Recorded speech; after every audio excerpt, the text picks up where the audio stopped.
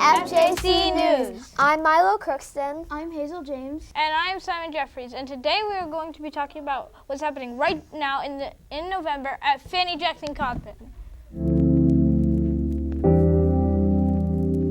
I teach kids art for our elective because it's a way for middle school students to have a little bit extra time on their art. It's mostly focused for kids who are really passionate and interested in art. So it's like extra time for them to really work on their skills and for them to have an opportunity to work on something that's new and work with other students. It's 6th through 8th grade, so 6th graders get to work with 8th graders and 6th, 7th, and 8th. So they get to be mixed together.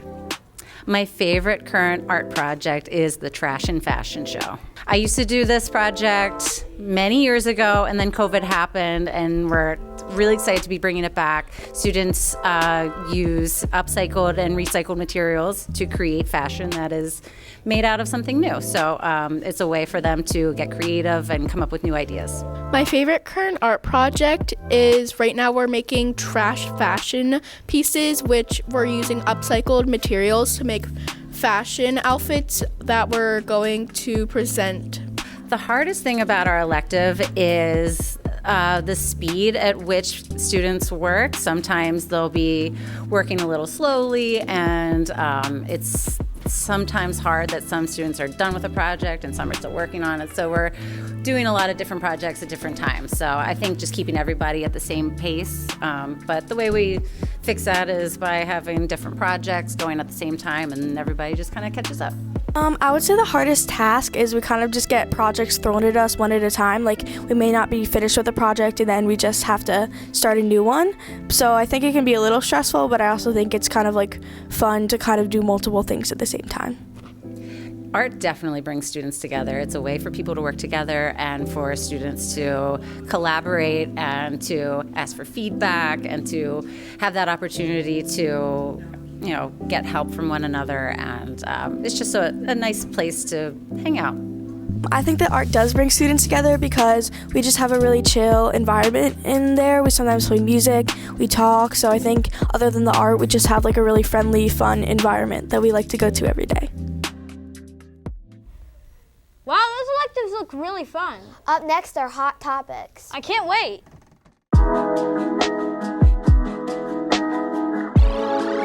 Lounge is a place for middle school students to kind of chill out, play relaxed games, have some snacks and drinks and stuff like that they don't normally get to do during the day in a fun atmosphere and environment. So we have 3 stand-up video console games. We have a bunch of, we have 2 air hockey tables. We have 2 claw machines that can pick out little fun bric-a-brac, and we have some soccer, fun stuff like that, activity. And we're rewarding people for doing all the things that we expect them to do that makes a good student and a well-behaved student.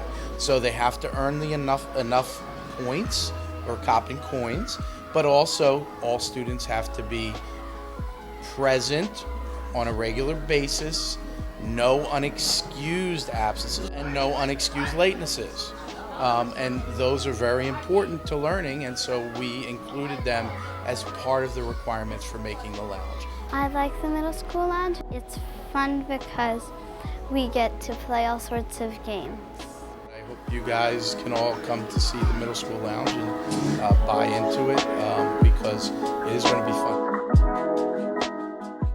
Oh my gosh, arcade games in school seem like a dream. And hot chocolate. Wow, those Hot Topics were really hot, just like their hot chocolate. I can't wait to go there. Yeah, me too. It will be so relaxing. Tell me about it.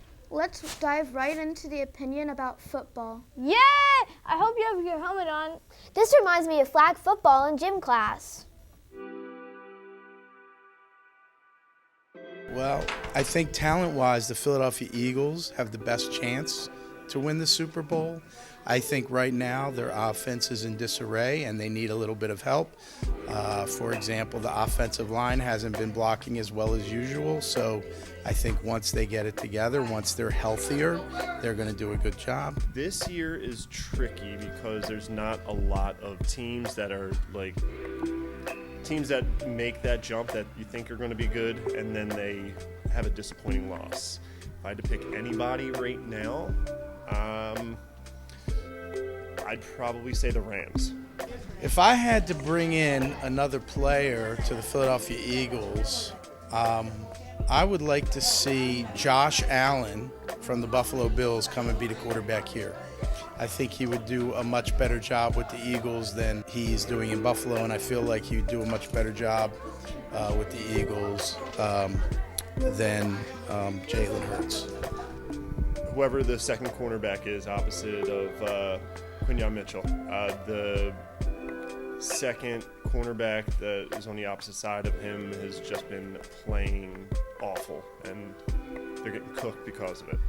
Most underrated player is probably Nakobe Dean.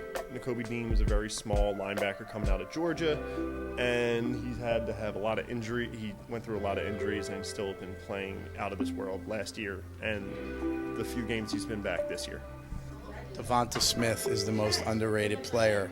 He consistently makes great plays, wins 50-50 balls, and just is a very good receiver. But for some reason, he doesn't get the, acumen that A.J. Brown gets. Always gotta say Dallas. Just one of those things. I just grew up hating the Dallas Cowboys. It's just like in my blood. I hate them both, but the Dallas Cowboys more. Why? Because the Cowboys are, they're kind of front runners, right? Like, they talk a big game, they're called America's team, and they haven't won anything in years. So I think they're overrated, and I think they get too much respect around the NFL. And last but not least, Staff Spotlight.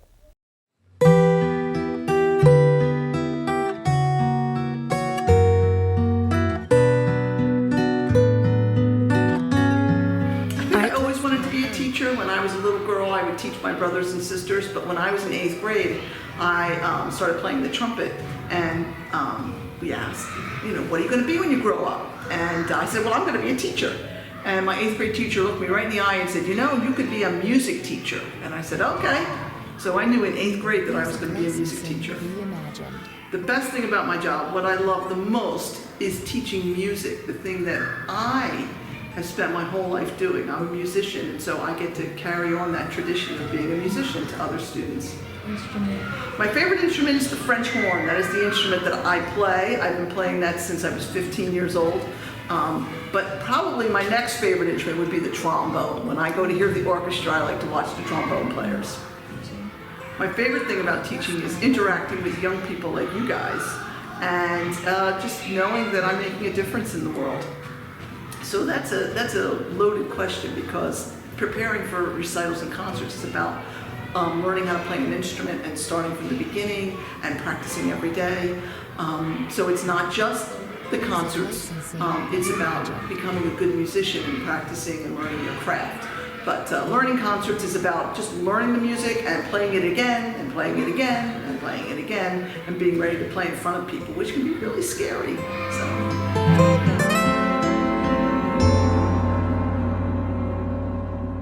Well, that's it for FJC News in November 2025. What a shame, I had so much fun. Make sure to come see our string and band concert on December 18th at 9 a.m. Bye!